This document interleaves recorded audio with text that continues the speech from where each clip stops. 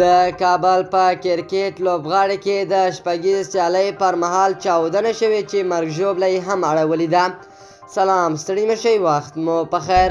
درنو لیدونکو، که غواړئ د تازه او مهمو پیښو څخه خبر شئ نو همدغو سره د تام پلاس چینل سبسکرایب کړئ.